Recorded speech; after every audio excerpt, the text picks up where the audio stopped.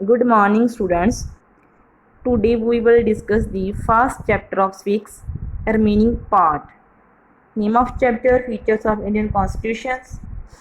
Now we are going to start the fifth fundamental right of Indian citizen, cultural and educational right. India is a country of many religions, languages, and cultures. First part: every community which has a language and script of its own has right to conserve and develop them. Every community, ਠੀਕ ਹੈ, ਹਰੇਕ community ਜਿਨ੍ਹਾਂ ਦੀ ਆਪਣੀ language ਹੈ, script ਹੈ, ਉਹਨਾਂ ਕੋਲ right ਹੈ ਆਪਣੀ ਲੈਂਗੁਏਜ ਔਰ ਸਕ੍ਰਿਪਟ ਨੂੰ ਕੰਜ਼ਰਵ ਕਰਨ ਦਾ ਅਤੇ ਉਸ ਨੂੰ ਡਿਵੈਲਪ ਕਰਨ ਦਾ. No citizen can be discriminated for admission in state or state aided educational institution because of religion or language or race or caste. ਹਾਂਜੀ, ਕੋਈ ਵੀ ਸਿਟੀਜ਼ਨ ਹੈ ਜਿਸ ਨੇ ਕਿਸੇ ਸਟੇਟ ਦੇ ਵਿੱਚ ਔਰ ਸਟੇਟ ਐਡਡ ਐਜੂਕੇਸ਼ਨਲ ਇੰਸਟੀਟਿਊਸ਼ਨ ਵਿੱਚ ਐਡਮਿਸ਼ਨ ਲੈਣੀ ਹੈ ਤਾਂ ਉਸ ਨਾਲ ਜਿਹੜਾ ਉਸਦੀ ਰਿਲੀਜਨ ਨੂੰ, ਉਸਦੀ ਲੈਂਗੁਏਜ ਨੂੰ ਔਰ ਉਸਦੀ ਕਾਸਟ ਨੂੰ ਲੈ ਕੇ ਕੋਈ ਡਿਸਕ੍ਰਿਮੀਨੇਸ਼ਨ ਜਿਹੜਾ ਹੈਗਾ ਉਹ ਨਹੀਂ ਕੀਤਾ ਜਾਊਗਾ. All minorities, religious or linguistics. Minorities means ਜਿਨ੍ਹਾਂ ਦੀ ਜਿਹੜੀ ਗਿਣਤੀ ਹੁੰਦੀ ਹੈ ਘੱਟ ਹੁੰਦੀ ਹੈ. Minorities like Christian, Buddhism, Sikhs, ਠੀਕ ਹੈ, can set up their own educational institutions. ਇਹ ਆਪਣੇ ਜਿਹੜੀ minorities ਆਪਣੇ ਐਜੂਕੇਸ਼ਨਲ ਇੰਸਟੀਟਿਊਸ਼ਨਸ ਨੂੰ ਇਸਟੈਬਲਿਸ਼ ਕਰ ਸਕਦੇ ਹੈਗੇ ਆ. This might help them in preserving and developing their own culture. ਇਸ ਨਾਲ ਜਿਹੜੀ ਹੈ ਉਹਨਾਂ ਦੀ ਰਿਲੀਜਨ ਨੂੰ ਔਰ ਇਹਨਾਂ ਦੀ ਲਿੰਗੁਇਸਟਿਕ ਨੂੰ ਪ੍ਰਜ਼ਰਵ ਕਰਨ ਵਾਸਤੇ ਅਤੇ ਉਹਨਾਂ ਦੇ ਕਲਚਰ ਨੂੰ ਡਿਵੈਲਪ ਕਰਨ ਵਾਸਤੇ ਹੈਲਪ ਹੋਵੇਗੀ. ਠੀਕ ਹੈ. The state, while granting aid to any educational institution, will not discriminate on the basis if it is being managed by a religious or linguistic community. ਜਦੋਂ ਵੀ ਸਟੇਟ ਕੋਈ ਗ੍ਰਾਂਟ ਜਿਹੜੀ ਹੈ ਕਿਸੇ ਐਜੂਕੇਸ਼ਨਲ ਇੰਸਟੀਟਿਊਸ਼ਨ ਨੂੰ provide ਕਰੇਗੀ ਉਸ time ਜਿਹੜਾ ਹੈ ਉਹ ਡਿਸਕ੍ਰਿਮੀਨੇਟ ਨਹੀਂ ਕਰੇਗੀ ਉਹਨਾਂ ਦੀ ਰਿਲੀਜੀਅਸ ਔਰ ਉਹਨਾਂ ਦੀ ਲਿੰਗੁਇਸਟਿਕ ਮਾਈਨੋਰਿਟੀ ਨੂੰ ਲੈ ਕੇ. Sixth fundamental right to constitutional remedies. If a government of the time violate any of these rights, then a citizen must have a legal remedy against these violation. ਜਦੋਂ ਵੀ ਕਦੇ government citizen ਦੀ ਕਿਸੇ ਵੀ right ਨੂੰ violet ਕਰਦੀ ਹੈ ਤਾਂ ਉਸ ਕੋਲ Indian citizen ਕੋਲ ਰਾਈਟ ਹੈ ਕਿ ਉਹ ਉਸ ਦੇ ਅਗੇਨਸਟ ਲੀਗਲ ਰੈਮੇਡੀ ਲੈ ਸਕਦਾ ਹੈ ਜੋ ਉਸ ਨਾਲ ਵਾਇਲੇਸ਼ਨ ਹੋਈ ਹੈ. The constitution make some special provision in this regard. ਹਾਂਜੀ, ਜੇ ਕਿਸੇ ਕੋਈ ਵਾਇਲੇਟ ਹੁੰਦਾ the constitution gives to every citizen right to go to the courts to enforce his rights. Citizen ਦੀ ਰਾਈਟਸ ਦੀ ਪ੍ਰੋਟੈਕਸ਼ਨ ਦੇ ਲਈ ਉਹ ਜਿਹੜਾ ਹੈਗਾ ਕੋਈ ਵੀ ਸਿਟੀਜ਼ਨ ਹੈ ਉਹ ਕੋਰਟ ਦੀ ਹੈਲਪ ਲੈ ਸਕਦਾ ਹੈਗਾ. ਠੀਕ ਹੈ. He can challenge any act of government against his rights. Next fundamental duties. Rights and duties are inseparable. Separable means ਇੱਕ ਦੂਜੇ ਦੇ ਅਲੱਗ ਨਹੀਂ. ਠੀਕ ਹੈ, ਇੱਕ ਦੂਜੇ ਨਾਲ ਕੋਰਿਲੇਟਡ ਹੈ. Rights Kant exist without the performance of duties. Right ਉਹਨਾਂ ਟਾਈਮ ਐਗਜ਼ਿਸਟ ਨਹੀਂ ਕਰਦੇ ਜਿੰਨਾ ਟਾਈਮ ਆਪਾਂ ਜਿਹੜੀਆਂ ਡਿਊਟੀਜ਼ ਨੂੰ ਪਰਫੋਰਮ ਨਹੀਂ ਕਰਦੇ. ਇੱਕ ਦੀ ਰਾਈਟ ਦੂਸਰੀ ਦੀਆਂ ਡਿਊਟੀਜ਼ ਬਣ ਜਾਂਦੀ ਹੈ. ਠੀਕ ਹੈ. ਦੀ rights are not inserted in original constitution. Duties are not inserted in original constitution. It was included in 42 amendment in 1976 in 4th chapter under article 51. ठीक है. 10 duties were enumerated in this amendment. In 2002, 86 amendment, one more duty inserted. Now there are 11 duties in Indian Constitution. Which duties? To abide by a constitution and respect its ideals, institutions, the national flag and national anthem.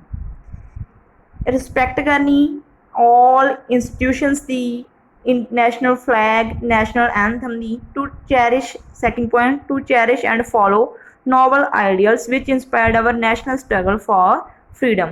ਹਾਂਜੀ, ਜੋ ਆਪਣੇ freedom fighters ਹੋਏ ਨੇ ਉਹਨਾਂ ਨੇ ਜੋ ਆਪਣੀ freedom ਦੇ ਲਈ, ਠੀਕ ਹੈ, ਜੋ ਸਟਰਗਲ ਕੀਤਾ ਉਹਨਾਂ ਦੇ ਆਈਡੀਅਲਸ ਤੋਂ ਆਪਾਂ ਨੂੰ ਇੰਸਪਾਇਰ ਹੋਣਾ ਚਾਹੀਦਾ. To uphold and protect the sovereignty and unity and integrity. ਆਪਣੀ ਸੋਵਰਨਟੀ, ਯੂਨਿਟੀ ਐਂਡ ਇੰਟੈਗ੍ਰਿਟੀ ਨੂੰ ਬਣਾਈ ਰੱਖਣਾ.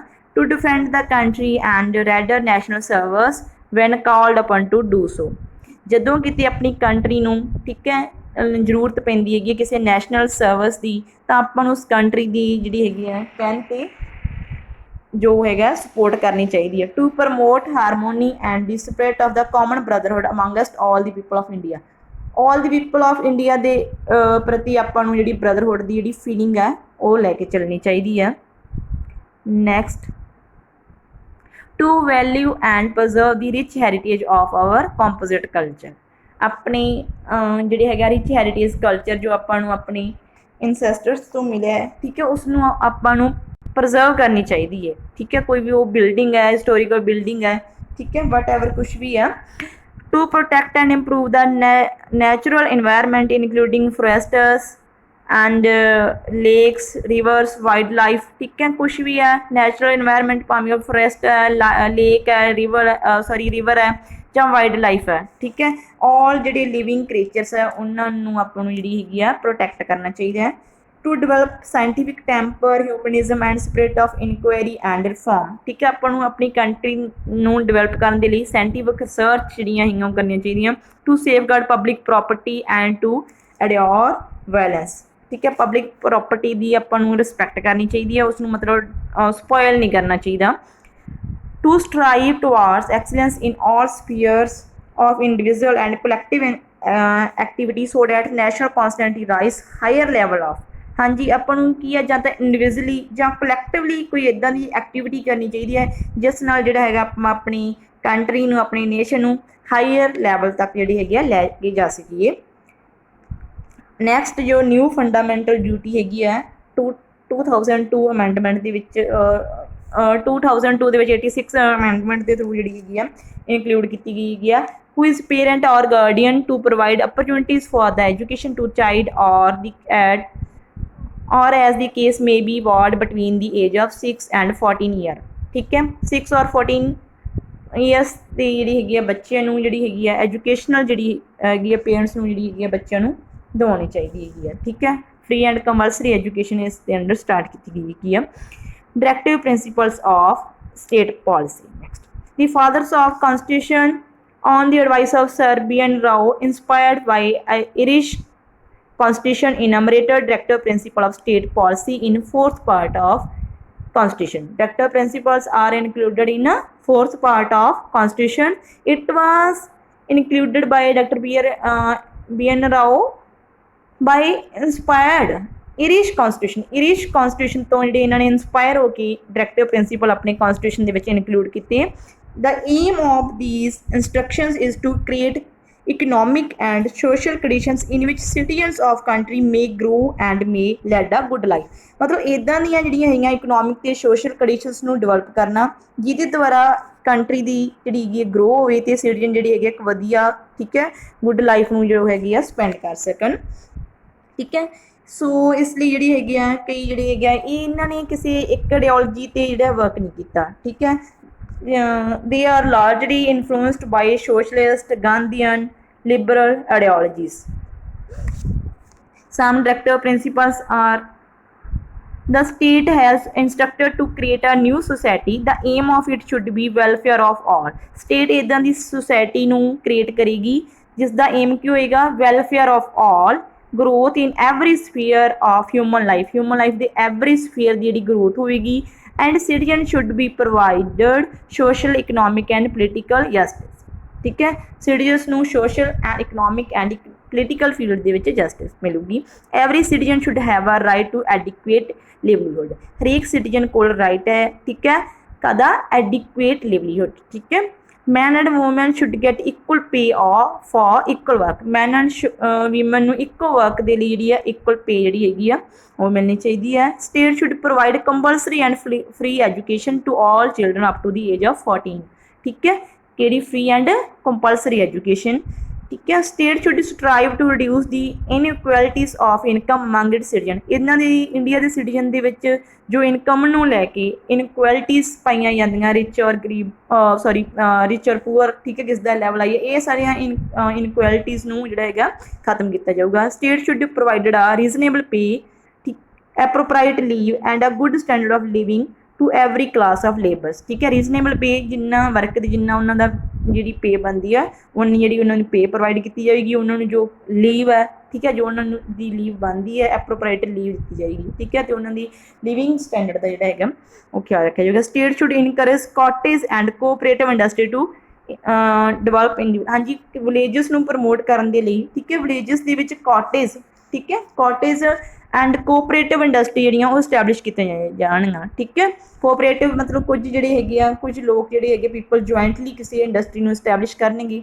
ਠੀਕ ਹੈ, ਕਾਟੇਜ ਦੇ ਵਿੱਚ ਵੀ ਜਾਂ ਕੁਛ ਗਵਰਨਮੈਂਟ ਦਾ ਸ਼ੇਅਰ ਔਰ ਕੁਛ ਜਿਹੜੀ ਹੈਗੀ ਆ ਪੀਪਲ ਦਾ ਆਪਣਾ ਸ਼ੇਅਰ। ਠੀਕ ਹੈ, state should attempt to manage agriculture on scientific lines. State help ਕਰੇਗੀ, ਠੀਕ ਹੈ, ਆਪਣੀ ਐਗਰੀਕਲਚਰ ਨੂੰ ਸਾਇੰਟੀਫਿਕ ਵੇਜ਼ ਦੇ ਨਾਲ ਜਿਹੜਾ ਹੈਗਾ ਚਲਾਉਣ ਦੇ ਲਈ। In order to protect and improve environment, the state should endeavor to protect wildlife। ਠੀਕ ਹੈ, ਇਨਵਾਇਰਮੈਂਟ ਨੂੰ ਇੰਪਰੂਵ ਕਰਨ ਦੇ ਲਈ, ਪ੍ਰੋਟੈਕਟ ਕਰਨ ਦੇ ਲਈ ਜਿਹੜੀ ਵਾਈਲਡ ਲਾਈਫ ਦੀ ਜਿਹੜੀ ਪ੍ਰੋਟੈਕਸ਼ਨ ਹੈ, ਠੀਕ ਹੈ, ਉਹ ਕੀਤੀ ਜਾਏਗੀ। State should endeavour to separate judiciary from executive. Judiciary ਨੂੰ ਐਕਸੀਕਿਊਟਿਵ ਤੋਂ ਸੈਪਰੇਟ ਕੀਤਾ। ਇਹ ਜਿਹੜੀਆਂ ਹੈਗੀਆਂ ਬੇਟਾ ਆਪਣੀਆਂ ਕੀ ਹੈ, ਡਾਇਰੈਕਟਿਵ ਪ੍ਰਿੰਸੀਪਲਸ ਹੈ। These are all socialist, Gandhian and liberal principles of। Next, the very important question, difference between fundamental rights and directive principles। ठीक है, what is difference between fundamental rights and directive principle? Fundamental rights are included in third part of constitution, while as directive principles are included in fourth part of constitution। ठीक है, fundamental rights are, first point, fundamental rights are justifiable, whereas provision of directive principle are not enforced by the courts of law। fundamental rights की है, justifiable है, while directive principle are not justifiable। if state violates any of fundamental rights, a citizen can approach a court of law and get his right enforced। हाँ जी, for instance, if a citizen is jailed by police without any valid reason, he can go to court and court will direct the government to free him। on the other hand, if a citizen unemployed, he can get a writ from the court directing the state to provide him as a job, as state has direction under directive principal. ਬੇਟਾ ਇਹਨਾਂ ਨੇ example ਦਿੱਤੀ ਆ, ਮਤਲਬ ਜਦੋਂ ਕਦੇ ਆਪਣੇ ਕਿਸੇ ਫੰਡਾਮੈਂਟਲ ਰਾਈਟਸ ਦਾ ਕੋਈ ਵਾਇਲੇਟ ਹੁੰਦਾ, ਠੀਕ ਹੈ, ਆਪਾਂ ਕੋਰਟ 'ਚ ਜਾ ਸਕਦੇ ਹੈਗੇ ਆ ਅਤੇ ਕੋਰਟ ਆਪਣੀ ਹੈਲਪ ਕਰੇਗੀ।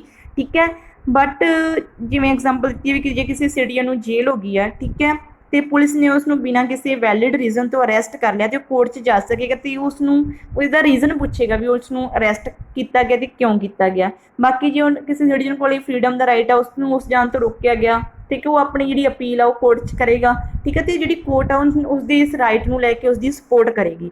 ਵਾਈਲ ਜੇ ਡਾਇਰੈਕਟਿਵ ਪ੍ਰਿੰਸੀਪਲ ਨੂੰ ਦੇ ਅਕੋਰਡਿੰਗ ਆਪਾਂ ਨੂੰ ਕੁਛ ਨਹੀਂ ਮਿਲਦਾ ਤਾਂ ਉਸ ਟਾਈਮ ਜਿਹੜੀ ਕੋਰਟ ਹੈਲਪ ਨਹੀਂ ਕਰੇਗੀ। ਇਸ ਐਗਜ਼ਾਮਪਲ ਹੈਗੀ ਆ ਵੀ ਜੇ ਕੋਈ ਸਿਟੀਜ਼ਨ ਅਨਇੰਪਲਾਇਡ ਹੈ, ਠੀਕ ਹੈ, ਉਹ ਜਿਹੜੀ ਕੋਰਟ ਦੇ ਵਿੱਚ ਰਿਟ ਲੱਗਦਾ ਵੀ ਮੈਨੂੰ ਜਿਹੜਾ ਹੈਗਾ ਇੰਪਲਾਇਮੈਂਟ ਹੈ, ਠੀਕ ਹੈ, ਉਹ ਮੈਨੂੰ ਜਿਹੜਾ ਹੈਗਾ ਮਿਲਣੀ ਜ਼ਰੂਰੀ ਹੈ, ਪਰ ਕੀ ਹੈਗੀ ਆ ਜਿਹੜੀ ਸਟੇਟ ਹੈਗੀ ਆ ਉਹ ਇਸ ਦੀ ਰਿਟ ਨੂੰ ਜਿਹੜੀ ਐਕਸੈਪਟ ਵੀ ਕਰ ਸਕਦੀ ਹੈ ਔਰ ਰਿਜੈਕਟ ਵੀ ਕਰ ਸਕਦੀ ਹੈਗੀ ਹੈ। ਠੀਕ ਹੈ, ਕੋਈ ਵੀ ਸਟੇਟ ਇਸ ਮਾਮਲੇ ਦੇ ਵਿੱਚ ਕੋਈ ਵੀ ਜਿਹੜਾ ਕਲੂ ਹੈ, ਠੀਕ ਹੈ, ਕੋਈ ਵੀ ਐਕਸਕਿਊਜ਼ ਹੈ, ਠੀਕ ਹੈ, ਉਹ ਦੇ ਸਕਦੀ ਹੈਗੀ ਆ।